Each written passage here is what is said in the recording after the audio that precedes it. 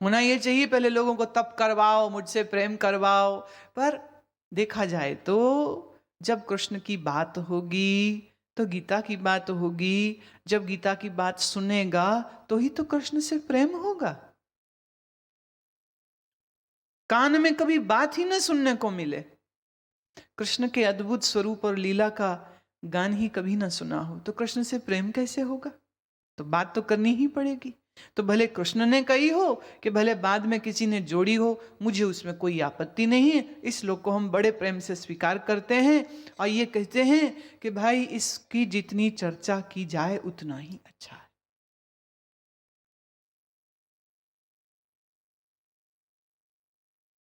प्रेम प्रेम तो अपने आप ही हो जाएगा। जैसे वातावरण, जैसे शब्द आदमी सुनता है ना, धीरे धीरे धीरे धीरे धीरे वैसा ही मन बनने लग जाता। हाँ, तामसिकों और के लिए तो कुछ कह नहीं सकते, वो तो बिल्कुल बात सुनेंगे भी नहीं, क्योंकि उनको कोई इच्छा ही नहीं। जो संसार के लिए सदैव अतृप्त रहता है, वो अध्यात्म के लिए हमेशा तृप्त होता है। संसारी आदमी देखिए कितना तृप्त होता है, उसको ऐसी कोई प्यास नहीं होती आत्मा क्या है, ब्रह्म क्या है, समाधि क्या है, उसको ऐसी कोई प्यास ही नहीं होती। उल्टे जब वो लोगों को देखता है ना, ये सत्संग में जाते ध्यान करते, तो वो सोचता है इनकी खोपड़ी को क्या हो गया, इतनी बड़ी ये दुनिया, मौज करो, तृप्त रहो, उनके अंदर प्यास ही नहीं है। अब इससे विपरीत जिसको अंतर की प्यास लग जाए, वो अंतर में तो अतृप्त हो जाता है।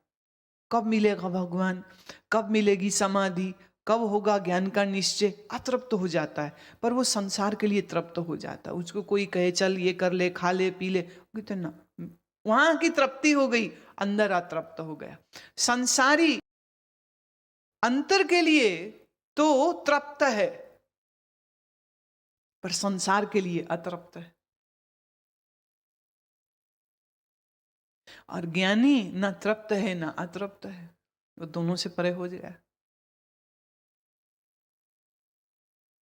श्री भगवान कहते हैं कि श्रद्धावान अनुसूय चारिणुयात अपि यह नर सह अपि मुक्तः शुभान लोकान प्राप्नुत्यात् पुण्य कर्मणाम।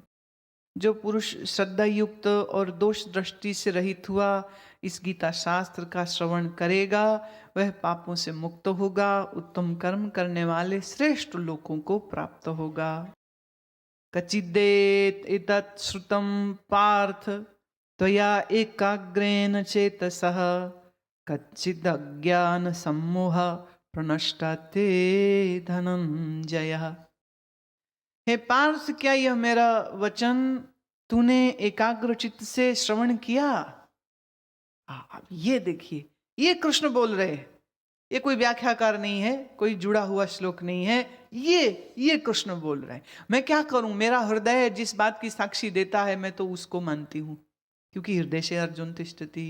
तो अंदर बैठा मेरा कृष्ण कहता है ये श्लोक मेरा है, वो मेरा नहीं था, तो मैं बोल देती हूँ ये उनका है, ये उनका नहीं है। हाँ, मेरा कोई जिम्मा नहीं। देखिए, हम तो पूरी गीता को सर्व रखते हैं, आदर करते हैं, प्रेम करते हैं, पर जब श्लोक पढ़ते हुए में जो अंतर से आवाज आती है तो उसको तो हम इनकार नहीं कर सकते।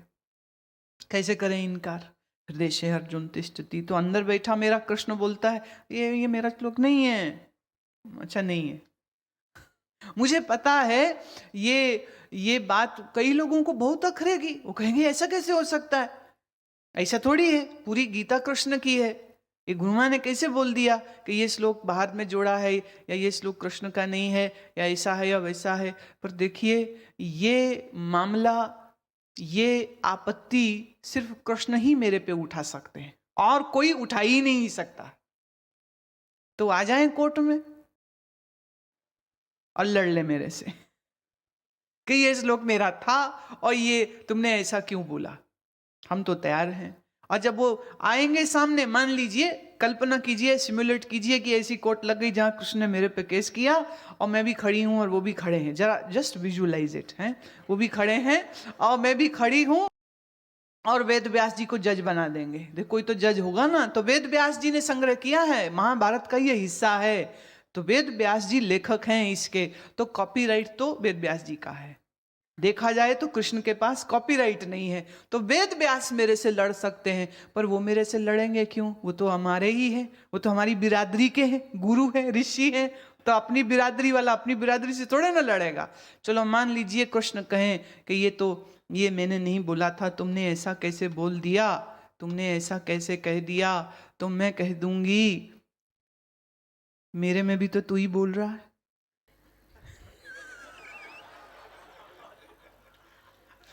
तो तेरा और मेरा वचन दो कैसे हो गया?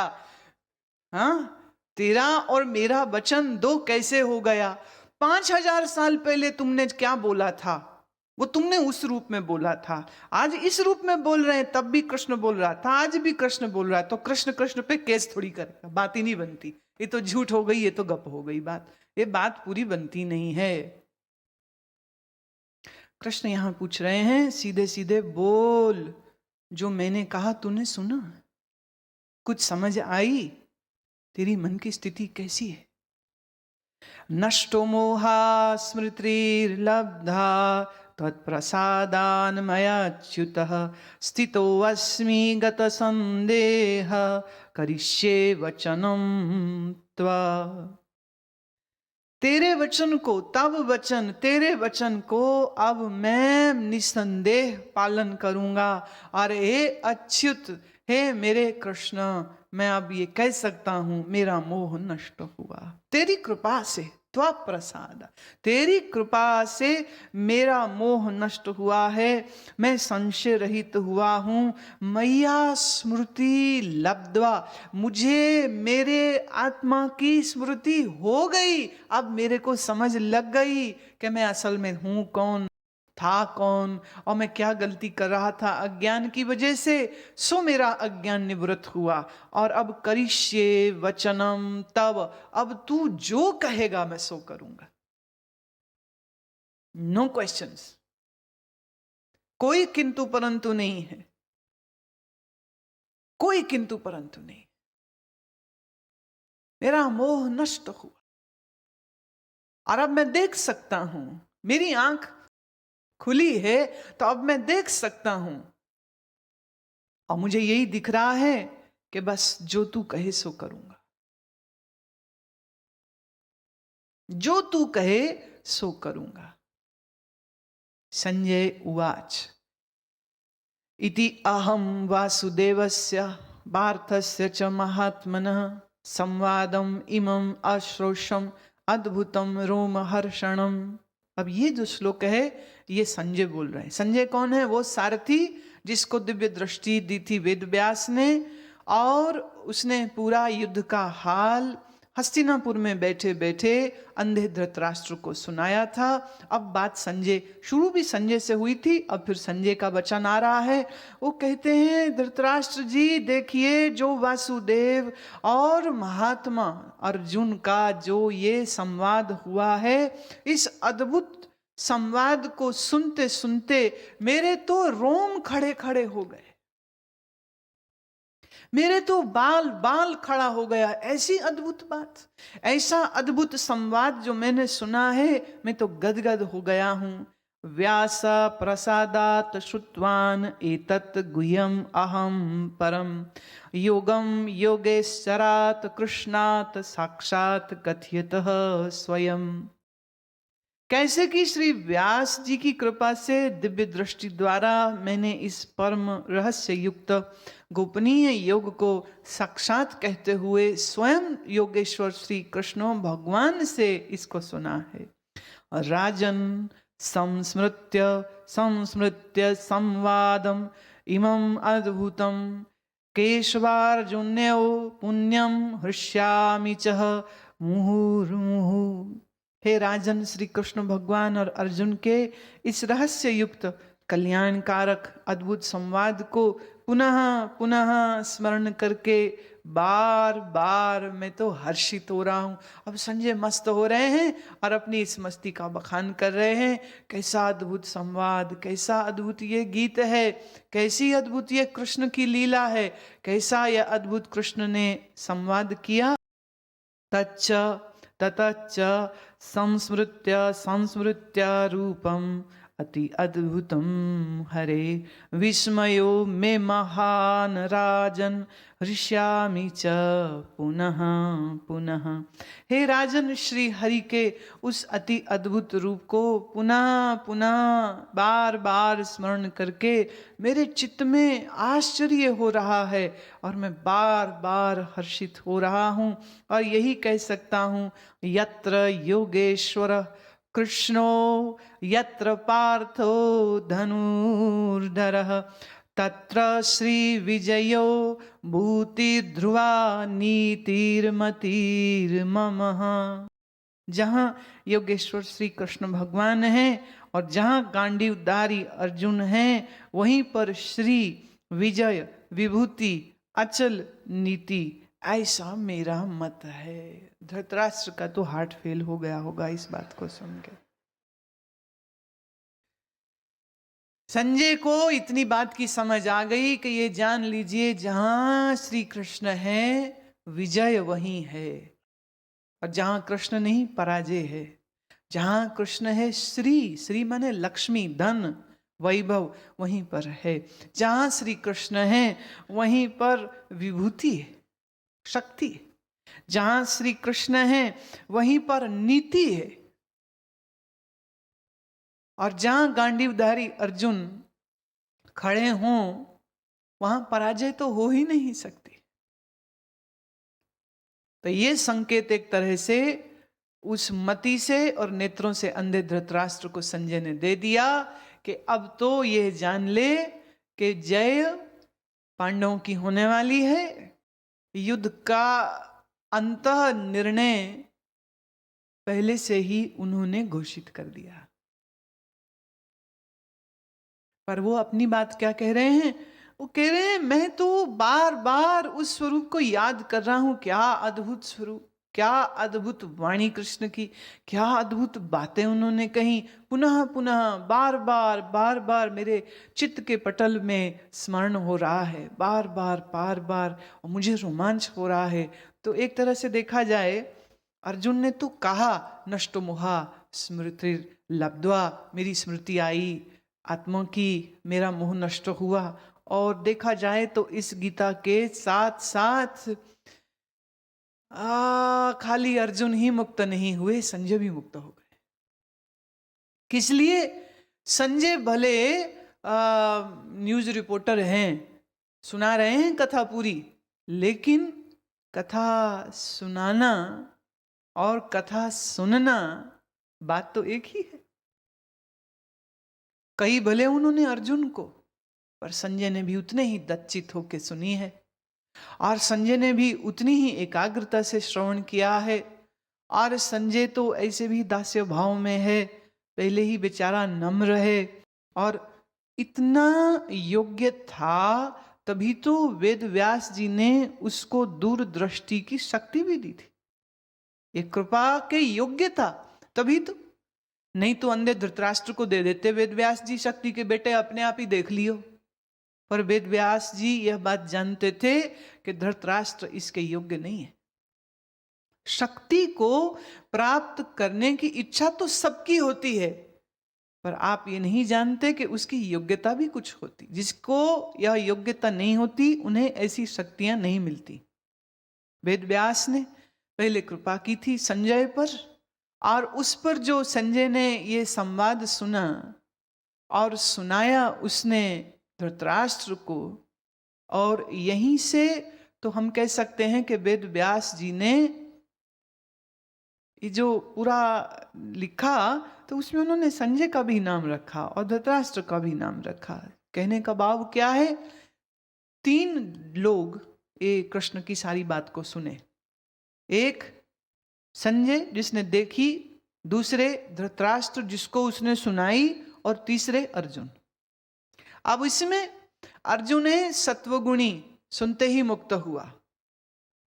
संजय कुछ एक रजोगुण वाले थे, पर हुआ ये कि वेद व्यास जी ने जो अपनी कृपा दी ना, तो ये बोनस मिल गया उनको, जिसके कारण से संजय को भी देखिए रोमांच हो रहा है, हर्ष हो रहा है, आनंद हो रहा है। और धृतराष्ट्र क्या है, तामसिक, उसको सुन के भी कुछ नहीं हुआ, वो फिर भी रोता रहा, मेरे बेटे जीते के नहीं जीते, आज कोई पांडव मरा के नहीं मरा। वो पूरे युद्ध में यही सुन के भी जो न सुने, ऐसा आदमी को हम क्या कहेंगे, बहरा ही तो है। अंधा था वो, बहरा भी था, अकल से भी वो मूर्ख था। धृतराष्ट्र तामसिक है, संजय राजसिक है, अर्जुन सात्विक है। तो सात्विक व्यक्ति का तो मोह नष्ट तत्क्षण हुआ, अज्ञान दूर हुआ, और कृष्ण के उस अद्भुत ज्ञान का लाभ पूरे का पूरा मिला। संजय को भी लाभ मिला, पर थोड़े से कम। क्यों? रजोगुणी, रजोगुण है। ऐसा शुद्ध अंतःकरण नहीं था। पर इस संजय का भाग्य अच्छा रहा जो वेद व्यास ऋषि की कृपा मिल गई। तो देखिए, आपकी स्पीड कम हो और पीछे से कोई हाथ लगा दे, तो जितनी उसकी ताकत है ना, उतनी ताकत आपकी गाड़ी में भी आ जाती। तो संजय की गाड़ी तो धीमे चलती, बहुत धीमे चलती, ये जो पीछे से वेद व्यास जी का हाथ आया ना, बस सारा काम उससे हो गया। तो संजय को भी इस गीता का श्रवण करके ज्ञान हो गया। पर धृतराष्ट्र को तो कुछ ना हुआ, कुछ नहीं हुआ उसको। वो तो बस रोता ही रहा, और हानि हुई, पुत्र मरे, हस्तिनापुर राज्य गया, और जाने कैसा कैसा सत्यानाश उसने अपने आसपास घटते हुए देखा। ये धृतराष्ट्र का दुर्भाग्य था कि कृष्ण के इस सुंदर संवाद को सुनकर के भी वो मोह से बाहर नहीं आ पाया। तात्पर्य क्या है? गीता तो वही है, लेकिन आप में जो तामसिक है उनका कुछ नहीं होना। आप में जो राजसिक हैं उनके अंदर एक उम्मीद मैं कह सकती हूं कि अगर आपने इसको कोशिश की और आप कोशिश कर रहे हैं अपने अंतःकरण को शुद्ध करने के लिए, अपनी श्रद्धा को गहरी करने के लिए, तो निश्चय ही इस गीता के श्रवण से आपके अंतःकरण में ये सुंदर ज्ञान के बीज आ गए हैं। आज नहीं कल ये बीज फल जरूर देंगे। आप में, श्रोताओं में जो सात्विकी अंतःकरण वाले हैं, तो इसी क्षण अर्जुन वाली उस स्थिति, नहीं तो संजय वाली उस स्थिति का अनुभव कर रहे होगे। तो इसके साथ श्रीमद् भगवद गीता के 18 अध्याय पूर्ण हुए। ओम तत्सदिति श्रीमद् भगवद गीता सुपनिषत्सु ब्रह्म विद्यायाम योग शास्त्रे श्री कृष्ण अर्जुन संवादे मोक्ष संन्यास योगो नाम अष्टदशो अध्यायः। हरिः ओम तत्सत्। हरिः ओम तत्सत्। हरिः ओम तत्सत्।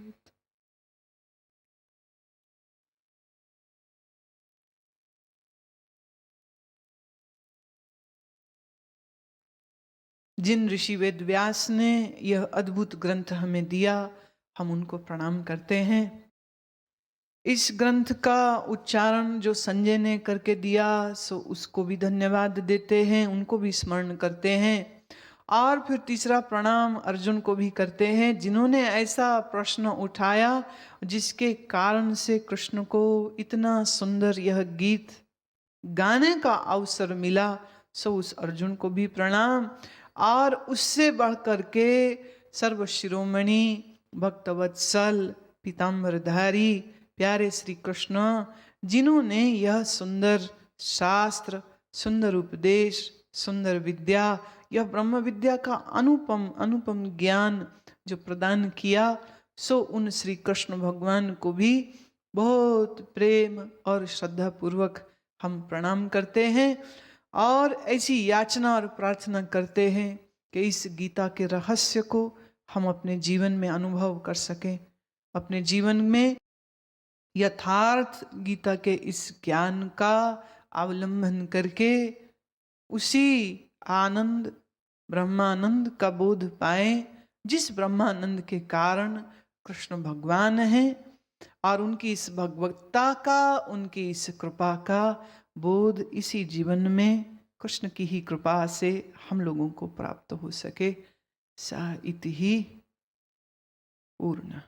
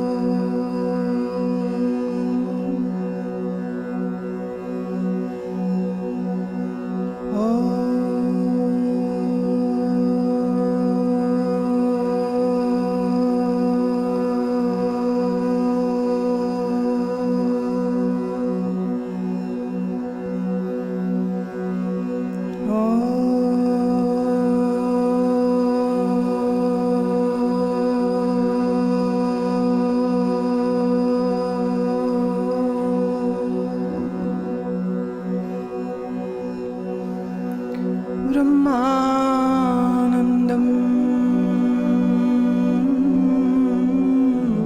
परमसुखदम्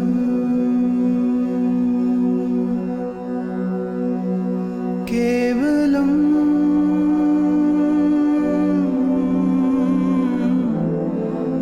ज्ञानमूर्तिम्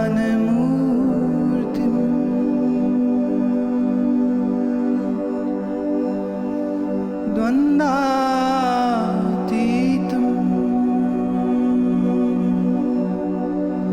गगनसदृश्यम्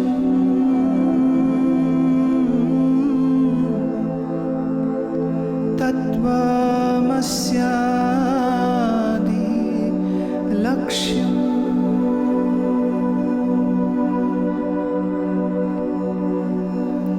नमामि सद्गुरुं शान्तं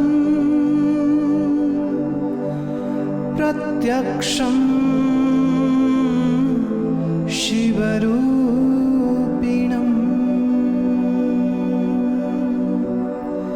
शिरसा योगपीठस्थं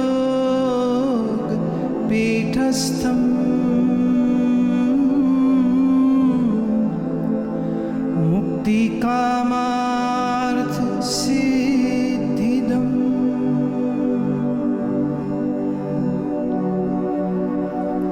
अखण्डमण्डलाकारं व्याप्तं येन चराचरं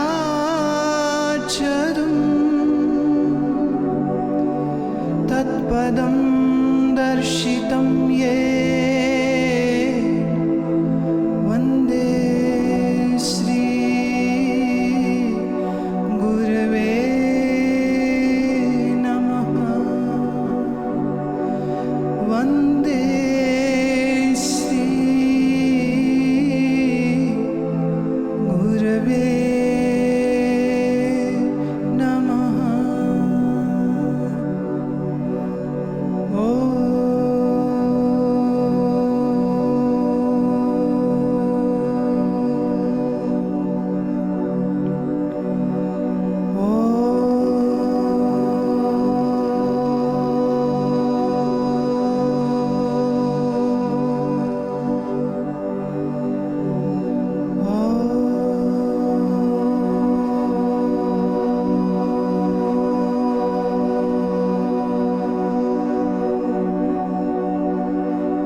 शांति शांति शांति।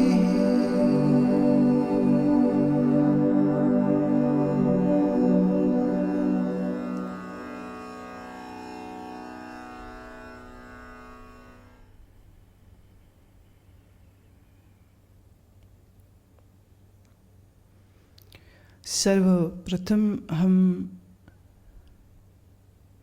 प्रारंभ करेंगे शांति मंत्र के साथ। ओम सर्वेषां स्वस्तिर्भवतु। सर्वेषां अर्थ सबको, सब जगह, सब स्थान, सब देश, सब काल और सब वस्तुओं को स्वस्तिर। स्वस्ति शब्द का अर्थ लाभ भी है, स्वस्ति शब्द का अर्थ शुभ भी है, स्वस्ति शब्द का अर्थ स्व में स्थित भी है, स्वस्ति शब्द का अर्थ स्वस्थ भी है। तो हम सर्व के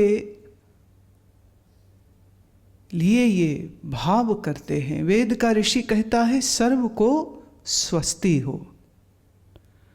तब स्वस्ति शब्द के ये जितने मूल रूप से अर्थ हो सकते हैं सो मैंने कहे। तो एक शब्द, क्योंकि संस्कृत एक ऐसी वैज्ञानिक भाषा है जिसमें एक शब्द के 100 से अधिक और कभी कभी 500 तलक अर्थ हो सकते हैं। तो ये बड़ी यूं गहरी गुथी हुई मिस्टीरियस भाषा है।